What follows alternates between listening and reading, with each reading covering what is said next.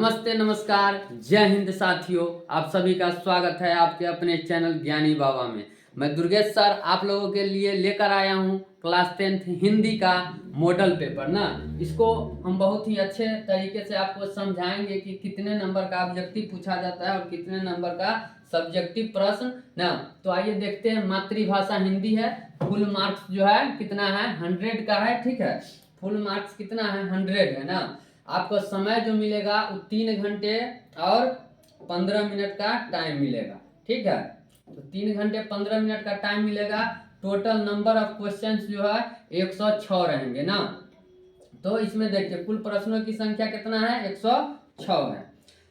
यहाँ देखिए पहला जो इसका निर्देश दिया हुआ है वो देखिए, परीक्षार्थी OMR उत्तर पत्रक पर अपना प्रश्न पुस्तिका क्रमांक 10 अंकों का अवश्य लिखे। जो आपका OMR सीट पर रहेगा उसको 10 अंक का होता है, वो अवश्य लिखे ना।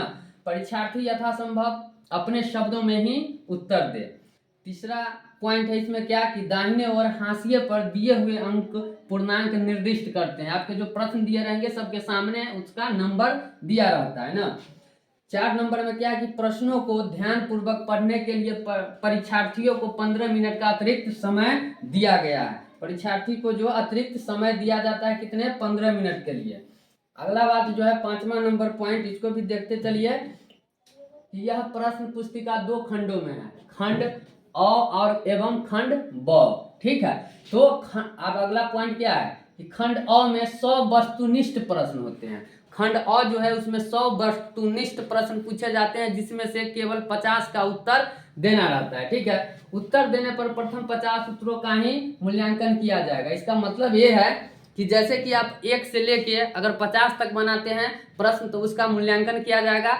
यदि आप 1 से नहीं 60-70 तक ही पूरा लेते हैं अपना 50 तो उसका मूल्यांकन किया जाएगा। लेकिन यहीं पर जैसे ही अगर 50 अंक का जो चेक हो जाएगा उसके बाद अगला प्रश्न जो रहेगा वो चेक नहीं होगा। इसलिए अधिक प्रश्न बनाने से कोई फायदा नहीं होता है, यहाँ तक कि उसमें नुकसान ही है। क्योंकि अगर कोई प्रश्न गलती बन गया, मान लेते हैं कि वो 1 से 50 तक में ही आ गया तो उसका नंबर आपको नहीं मिलेगा। बाद में अगर प्रश्न जो बनाए वो सही भी है तो आपका नंबर जो है वो नहीं मिलने वाला। इसलिए क्या करना है कि गिन के 50 प्रश्न ही बनाना है, ठीक है।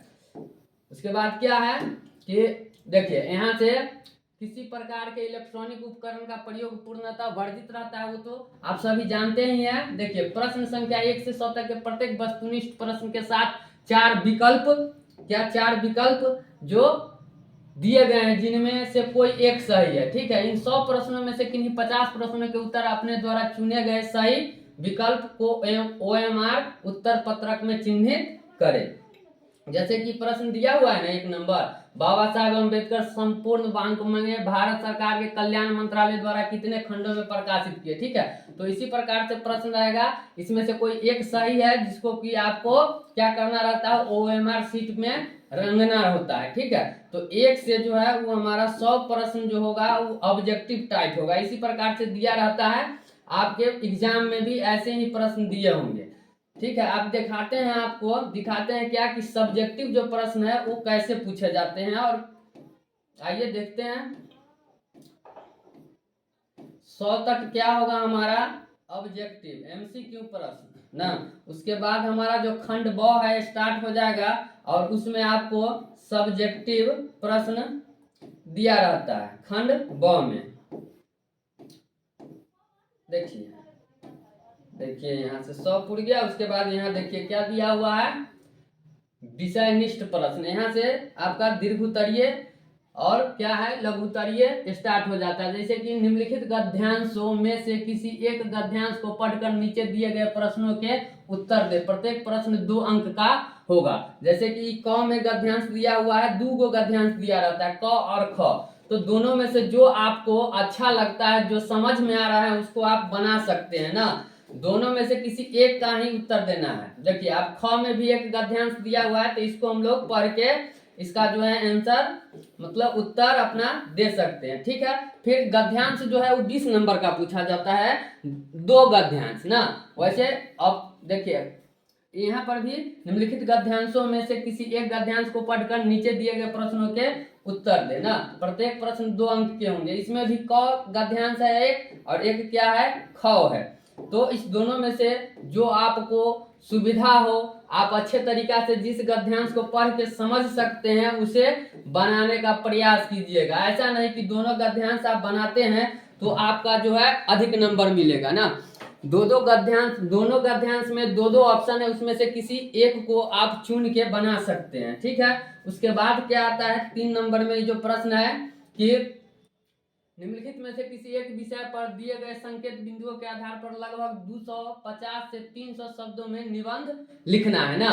इसके लिए आपको पूरे 10 नंबर मिलते हैं, जो आप जैसे कि क में दिया हुआ है गद्यांश, ठीक है, क में है एक, ख में है 2 गद्यांश दिया हुआ है यहाँ, फिर ग है, फिर घ है और अंग है। मतलब कि आपके पास 5 ऑप्शन रहेंगे, 5 में से किसी एक विषय पर आपको लिखना है। ठीक है, उसके बाद एक और आ जाता है क्या कि यहाँ से पत्र लेखन ना। तो पत्र लेखन में आपको 2 पूछा जाता है। देखिए जैसे कि यहाँ पर एक अथवा में है, तो इस दोनों में से किसी एक पर आप पत्र लिख सकते हैं। ठीक है, दोनों में से किसी एक पर आप पत्र लिख सकते हैं। उसके बाद आ जाएगा आपके किताब से प्रश्न और उत्तर। ठीक है, प्रश्न उत्तर। तो इसके लिए क्या करना है, इसके लिए देखिए क्या करना होगा। निम्नलिखित प्रश्नों में से किन्हीं 5 प्रश्नों के उत्तर दे, प्रत्येक लगभग 20 से 30 शब्द में ही देना है ना। इसमें भी आपको 10 प्रश्न पूछे जाएंगे और 10 प्रश्न में से केवल 5 प्रश्नों का उत्तर देना होगा। प्रत्येक प्रश्न जो है वो 2-2 अंक के होते हैं। यहाँ जैसे दिया हुआ है इसी प्रकार से आपके एग्जाम बोर्ड एग्जाम में भी दिया रहेगा। ठीक है, उसके बाद आता है एक दीर्घ उत्तरीय प्रश्न ना। दीर्घ उत्तरीय आएगा, इसमें देखिए क्या है, निम्नलिखित प्रश्नों में से किसी एक प्रश्न का उत्तर लिखिए। ये जो होता है एक प्रश्न का उत्तर देना है और आपको उसके बदले में 5 अंक प्राप्त होते हैं। ठीक है, जैसे देखिए यहाँ व्याख्या करना है ना, इसी प्रकार से आपका प्रश्न दिया जाएगा। ठीक है, तो इतना ही है इसमें और अधिक कुछ नहीं है। तो आप लोगों को अच्छा से इतना बात समझ में आ गया होगा। ठीक है, देखिए यहाँ पर 10 गो जो है 2 नंबर का प्रश्न पूछा जाता है, उसमें से 5 का ही उत्तर देना होता है और 2 प्रश्न रहते हैं 5-5 अंक के, जिसमें से 1 प्रश्नों का ही उत्तर देना होगा। तो यह वीडियो आपको पसंद आता हो तो ज़्यादा से ज़्यादा लाइक, शेयर और चैनल को सब्सक्राइब करना न भूलें।